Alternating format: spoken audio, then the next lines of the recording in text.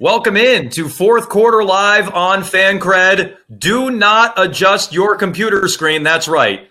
To my, left, the right of your screen is the return to Boston sports, if you will, of Nick Cattles here on fourth quarter live from Virginia Beach, watching on his NBA League Pass like he does, I'd imagine, most nights with the Boston Celtics. They lead by 7 here in the fourth quarter over the Cleveland Cavaliers. Cattles, what's up? Long time no see. Jonesy, we're back, baby. We're back in different states. Who thought it would be possible? What is up? I don't know. A whole bunch of stuff. I don't know if you want to start with this game, if you want to start with life. I don't know where you want to go with this tonight. Well, look, here's what we're going to do. We're going to open it up to everybody out there on the fan line, upper right-hand corner of your screen. You tell us where you want to go. We got questions about the game, of course. We can catch up with Nick. We got big picture stuff on the Celtics. I want to hear Cattles' takeaways on a couple of things. Celtics are playing well again tonight without Kyrie Irving, interestingly enough. So we'll get all his thoughts on how the Celtics have gone so far this season. But let's start with the game. Celtics up by 7. Again, no Kyrie. Tatum's had a big night tonight. Jalen turned it on a little bit in the third quarter. What do you think of the game tonight? Yeah, I think Jalen and Tatum have been the leaders of this game. The ball movement was a little bit better in the second half so far up to this point. I thought defensively in the first half, they had a really tough time closing out on threes, which has been an issue from time to time with this team. They gave up a few threes to Nick Stauskas, who's still apparently in the league. I was unaware of that. And Colin Sexton knocked down a 3 or 2. So their three-point defense left a lot to be desired in the first half. But I feel like this is one of those games, Jonesy, when you watch it, it's like one of those things where I don't want to say they're cruising, but they're comfortably ahead, and it feels like they know they should win this game, which scares the shit out of me. Oh, so I was just going to ask. I was just going to set you up and say, do you want to get like a curse out of your system? But you're just doing it. I'm there. Hey, listen, you're the only guy ready to go. You're just cutting loose. You're the only guy who got me to curse on the air live. You're the one. You're the one. That's never happened with anybody else. Only you, Jonesy. Only you. Yeah. What do you got? It's a special skill I have. What are you gonna do? So Clarkson knocks down a couple of free throws here. We got a 5-point game about 30 seconds into the fourth quarter. Again, you got questions? Fan line, upper right hand corner of your screen. The chat is already going, Cattles, and I'll. Well, let's give you a few of these things. You ready? Let's see. I'm ready. We have oh Jesus Christ. I don't know if that's for the combination of you and I. We got a yes. Hold on. Yes with a lot of extra S's. Was that a good oh Jesus Christ, or was that a oh Jesus Christ? I can't tell. Maybe okay. Ron can follow up on that. Jeff just says holy shit, it's Jones and Cattles with a bunch of embarrassed faces like the embarrassed emoji. Oh. Gene says the boys are back, LOL. And Ron actually says this effing guy. So Ron clearly gets it. Ron understands what's going on here tonight. But yes, again, it is Jones and Cattles reunited here. Fourth quarter live. They gave us a doozy here, Celtics and Cavaliers.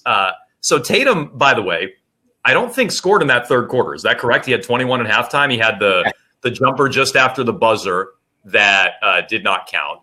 And then Sexton went off a little bit in that third quarter. So you have the young guys going back and forth a little bit. But I do like seeing Tatum stepping up when Irving's out. And I feel like he has struggled, and we've talked about this before, last season.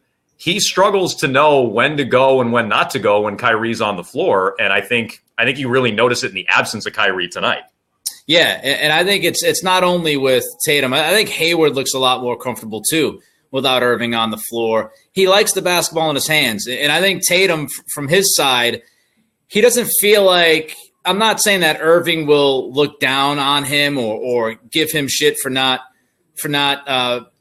giving him the ball, but you can see that there is a little bit of ease to Tatum's game. He's a little bit more relaxed. He's a little bit more comfortable. I think he feels like he's got the power to make the move when he wants to make the move. He's not having to look across the floor to Kyrie for almost acceptance. They've got that big brother, little brother kind of feel. And O'Connor wrote about that on The Ringer a few weeks ago about how people think Irving's only friend on this team consistently has been Tatum. So they have that kind of big brother, little brother thing happening. So I feel like Tatum looks towards Irving every once in a while to make sure he's doing the right things. When Irving's not out there, he's kind of got the shackles off a little bit, and he does him.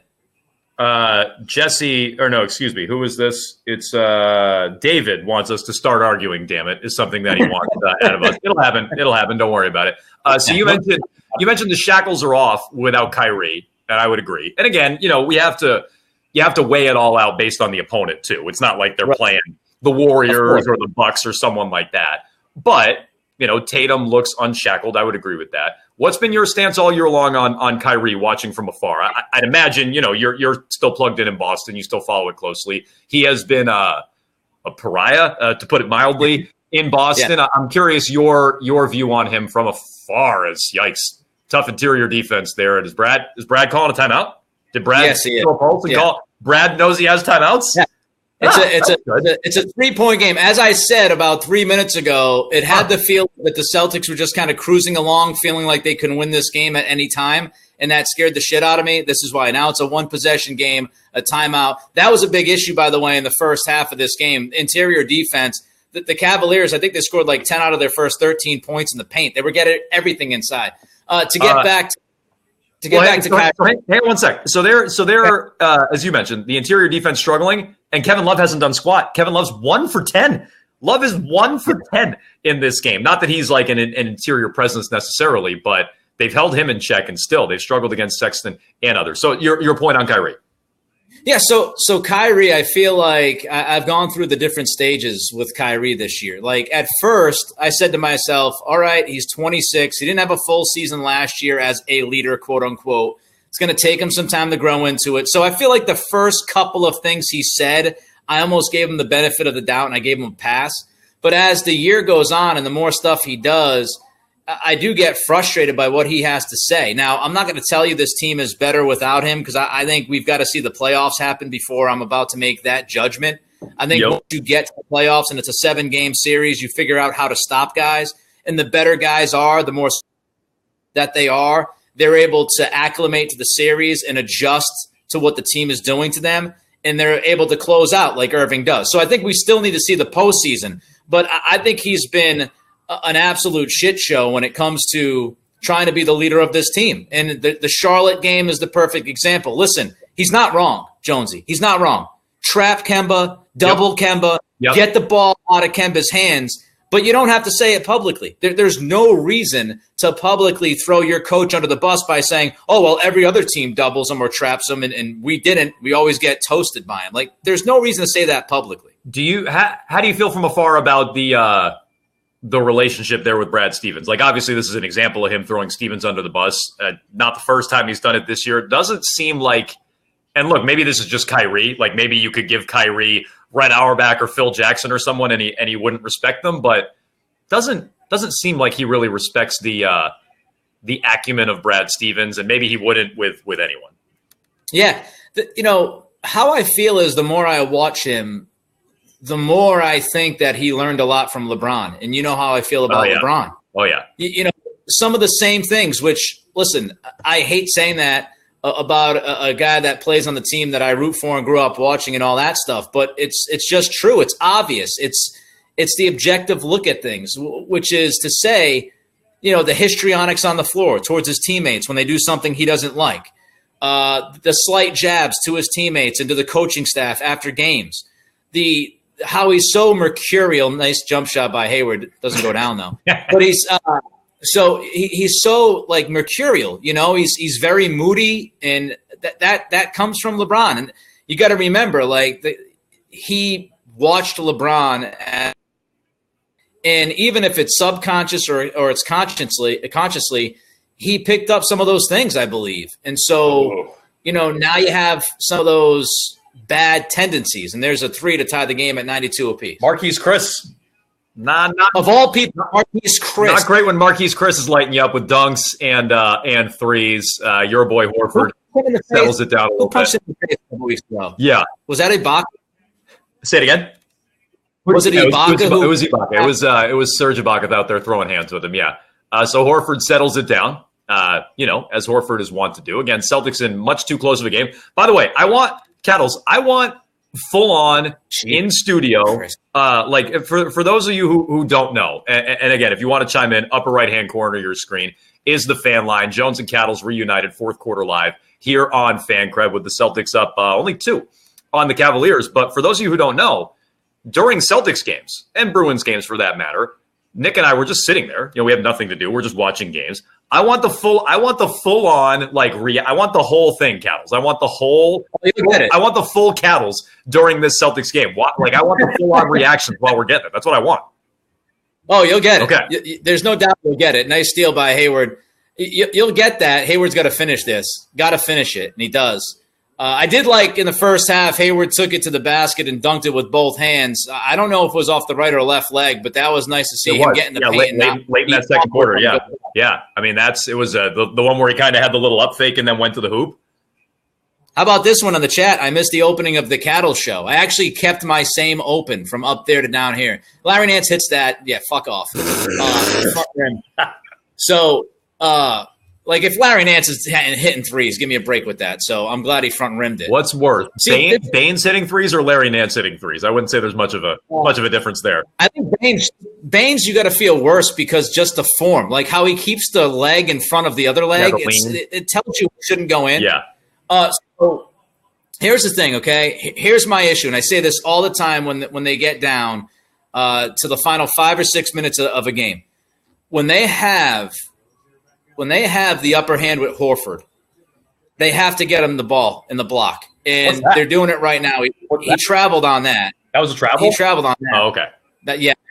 I don't know if it was I got to see it again. Hold on. One. Oh, yeah, he moved. Wait, so you got a replay? We didn't get a replay here on NBC Sports Boston. Oh, yeah, Cavaliers. I'm watching the Cavaliers game. And by the way, they took the shot already at Kyrie saying, oh, it was about the beginning of the third quarter saying, oh, well, this you can see why they're 10-2 without Kyrie on the floor.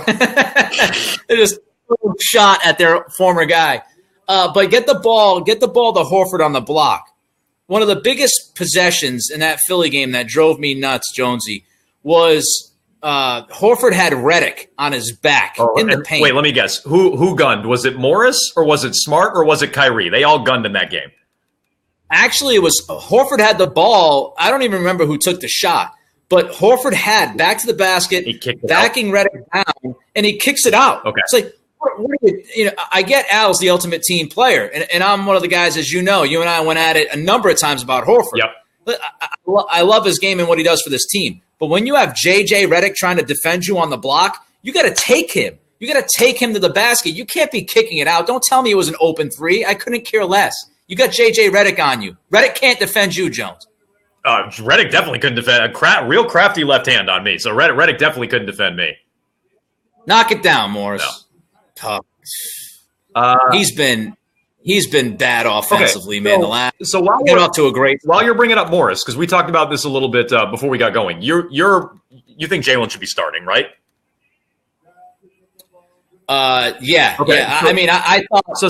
I thought the move. Stop it with yeah for a second, because I think most people agree with that. Why do you think he's not? Like, what reason do you think Brad possibly has to not be starting him? Like, what could his logic possibly be? I honestly think that he is scared of having Brown and Tatum out there starting a game and having a bad defense and letting the floodgates open. That's the only thing I can think of is that, listen, I love Tatum as a player. He does a lot really well, but he struggles sometimes with details, especially on the defensive end. He'll miss assignments. He'll get hung up on screens. And Jalen kind of has the same issues from time to time. So I think Brad – in his head, he'd rather get off to a good first 6 minutes, and then he'll adjust as time goes. He's a big fan of saying, well, I'm worried about the final 42 minutes, he said the other day, than the first 6. And I get that point. Right. But you do reach a point with the way they've kind of – something, right? You got to do something. Yeah. Yeah. Theo would say it's a malaise, right? Like that was his word. When you get into the malaise and you lose 4 or 5 in a row, you've got to change something. So I have a theory on Jalen. I'm sure you've missed my theories. My theory is Brett. And there's Marcus. That's my guy. That's my guy right there with that layup. That's a nice crafty little layup. My theory on Jalen. I don't know how well liked he is by his teammates, and I wonder if Brad knows that if he lets Jalen into the starting lineup, you get a little sag out of the rest of the crew. Well, what are your thoughts on that theory? Oh, oh, oh.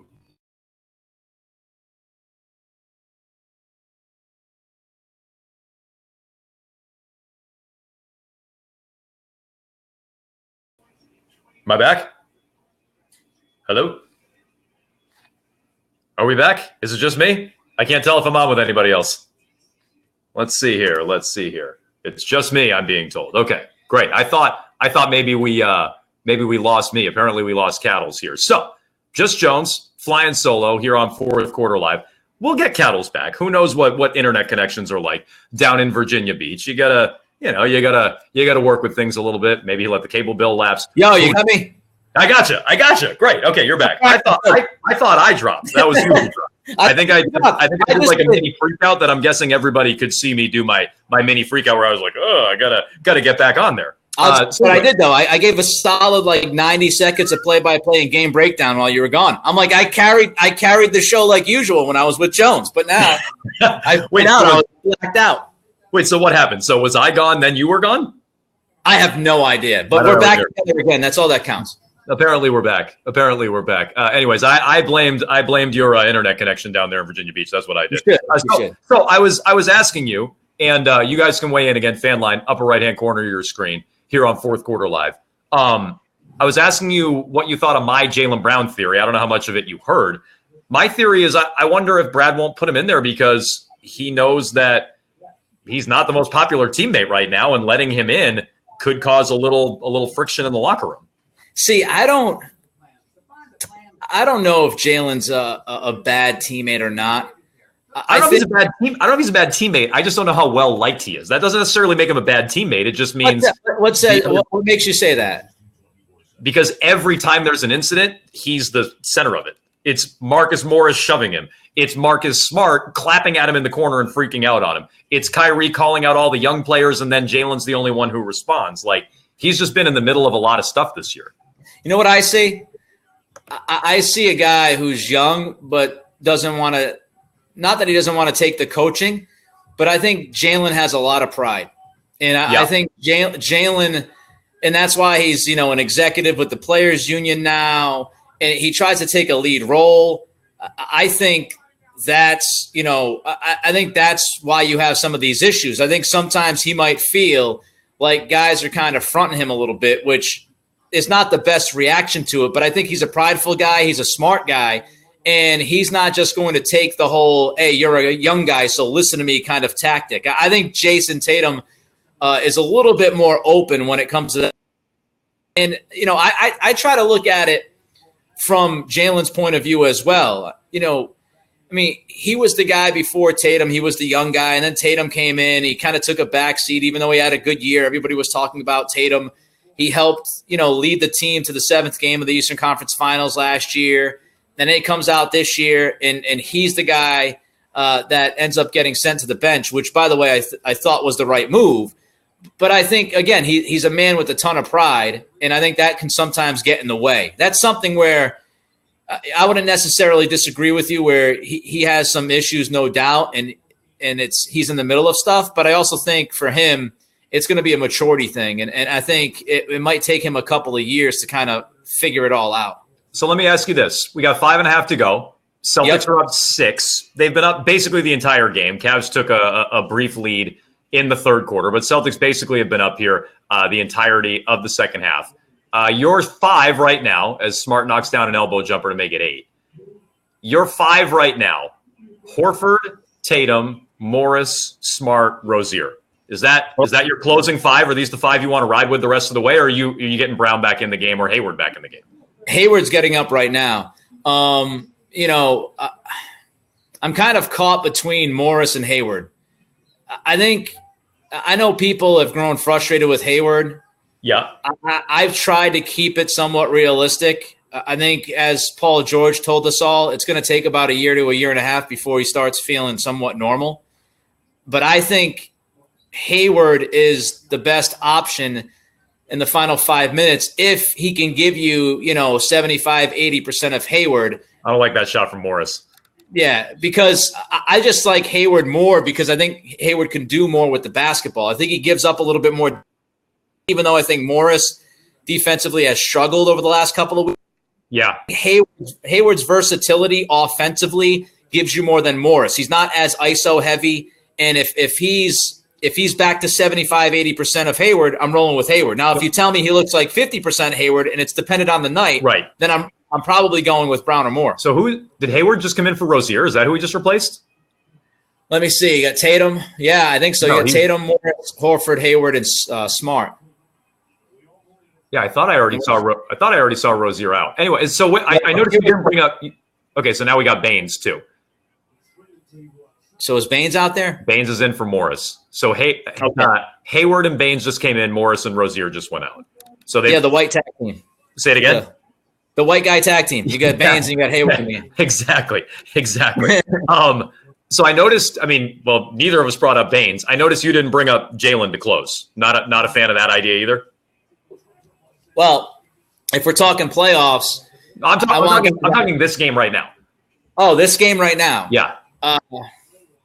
I mean, I'm okay with Hayward. Again, I get concerned about Jalen's lapses. You know, I think when your team is playing the way the Celtics have been playing, which has been inconsistent and rocky, you need guys that you can trust. And as much as defensively from time to time, and as much as he doesn't look like the old Hayward, again, I'll give him until next year, until about January or February before I start saying, oh, he's toast. I think you see flashes. But I need guys in the final 5 minutes of a game that I can trust. They know where they're supposed to be. They're not trying to do too much. They're willing to share the basketball. And I think sometimes Brown still, to this point, it's been this since his rookie year, he gets ahead of himself. And that's defensively, he tries to gamble at times. He'll get hung up on screens. So when you're talking about what you have out there right now, like I know why they have Baines out there right now. They're trying to go double big because the Cavs have Nance and they have Kevin Love. Yeah. You know, I could kind of live without Baines, but I don't hate this lineup right now. The question is, what would you do, Jonesy? Like, let's say if Irving, Jalen to me is closing in this game tonight. He should be, but yeah, your logic is probably why Brad doesn't go with it. I don't love that. I mean, while Jalen may not be consistent, there's also just so much more upside. And, maybe consistency will beat the Cavs. Like, they're overmatched. But I like the idea of, especially when Kyrie's out, like, if you're not going to use Jalen in a game to close when Kyrie's out, when are you using him? Celtics are getting some nice open misses here, which, again, speaks to a little bit of the Cavaliers. By the way, question, and it doesn't necessarily tie in with the game, but we've gotten a few of these. And I was wondering this earlier. Your thoughts on the Cavaliers uniforms? You thumbs up or thumbs down? Ooh. Are you a thumbs up or a thumbs down? You were ahead on me on that. I was wondering what you were. Woo! That was a nice leave by Tatum. It wasn't about the uniforms. It was that alley-oop. But you're a thumbs up or a thumbs down on those unis? I feel like I'm a thumbs down. Okay, you got some people in the chat who are going to disagree with you. Both Jeff and Kelly are really giving these jerseys some heat. I like them better than their current jersey. Let me put it to you like that. I like these better than their current jerseys. I really love what the Cavs wore in like Mark Price, Brad Doherty days. Like those were nice with the little like basketball hoop with the powder blue. Yeah. If you could get those back, now we're talking. So how about this? We've got a couple of people weighing in here. We got Ron, we got Adam. Mm-hmm. Adam said looking for a word better than diva, talking about Jaylen Brown. And Ron, he suggested super douche diva. You like that better? The super douche diva? Is that better than – I feel like that's more effective. I feel like that's more reserved for Kyrie. I feel like I would save that more for Kyrie than Jaylen. So let me ask you. So you asked me. I remember we were on the air. Yep. We broke the Kyrie Irving trade. We were on the air when that happened. Yes, correct. Yes. So how do you feel about Kyrie? Because I think both of us at the time, we said this is the deal to make. Yep. This makes sense. He's a superstar. He has a higher ceiling. If you got to give the Brooklyn pick to get the player, that's what you do. Have you changed? No. So, I mean, on the trade, I'm still fine with the trade. I still think they should have made the trade 100 times out of 100. I still want them to keep Kyrie, and I feel like a lot of the issues with Kyrie, good thing they got Baines in there just to give up layups at the other end. I think to get Hernandez's crotch on his forehead. Yeah. That's why you got to get Baines in there, Stevens. Good call. So I think if Kyrie committed and like signed That's a terrible shot. You can back me up. That's a terrible shot. He's done it. He's done it a few times, especially in the last few weeks. I just feel like he's launching early in the shot clock. And then travel. You can get that 3, and then you give up a fucking dunk on the other end. Yeah, that's what I'm telling you. You've got a bad shot by Smart. You can get that 3 that Smart just took at any time in this game and in the shot clock, and then you give up a dunk, and now you get a Smart turnover. You've seen these things happen. On the other end, you get a foul. So this is when people want to know why the Celtics aren't playing as well as they could play. This is the shit that happens. Like you take a bad 3 on one end, you give up a dunk on the other end, you come back and you turn the basketball over. Yeah. You turn the basketball over on one end, and now you're going to give up free throws on the other end. These are swings. That's the difference. Now, fortunately, Jordan Clarkson's a fucking pig. But when you've got like those swings of momentum in games, that's what we're talking about. Their shot selection is just so shitty. Like and Smart and Morris and Kyrie when he plays, and Kyrie at least can make those shots, and those other guys will chuck them in every once and then. Right. There's my guy. I never doubted Marcus Smart. Never doubted him.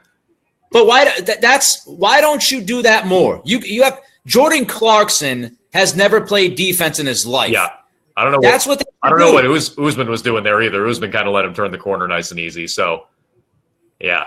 Well, he's European, so he's filling that role.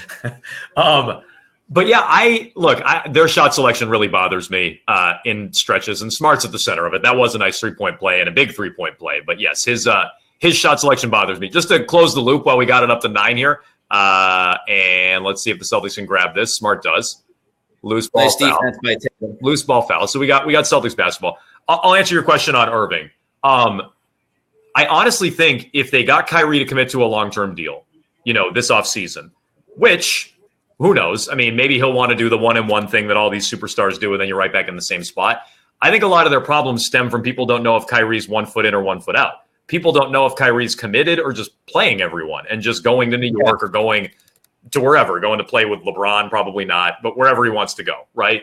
I think that would solve a lot of their issues. I'm still on them keeping Kyrie long-term. I still want them to sign him this offseason.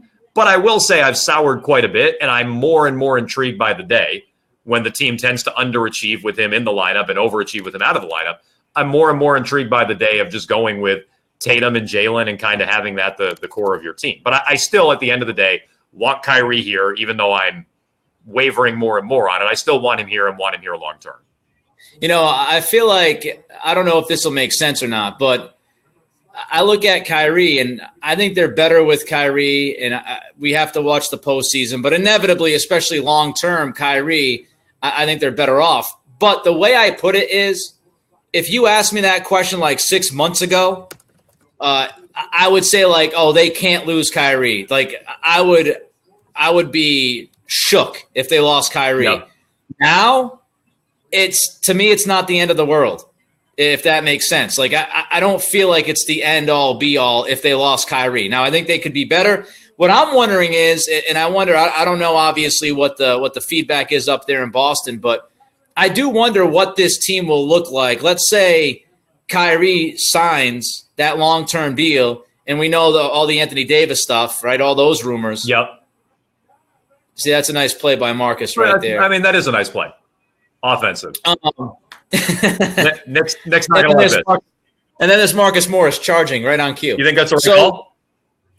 I don't know. I got to see it. I got to see it again. I hate block. We got a replay on NBC Sports Boston. Usman's got a foot in the circle.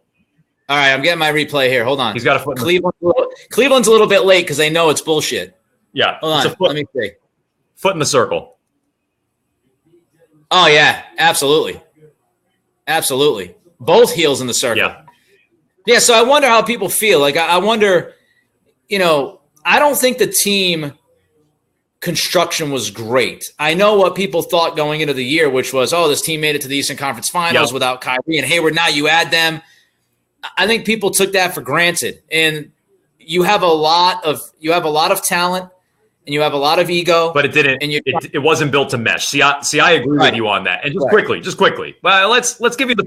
Wait, have you noticed that you agree a lot more with me via fan cred than you ever did when we were 95? You're so far away. I don't have to worry about like getting strangled or anything like that. So me throwing my headset down and shit like that. So quickly, let's give you the full fourth quarter live experience here on Fan Cred. We do have someone on the fan line. It is Robbie in Somerville. And I'm not sure where Robbie wants to go. Maybe, Nick, you want to ask the fans some stuff. Maybe you can bounce a question off him that you were asking. But, Robbie, what do you want to jump in on here with like a minute left in the fourth quarter? Yeah, so beyond this game, the inconsistencies with this team has been brutal all season long. One question for you guys is, I know there's 56 seconds left.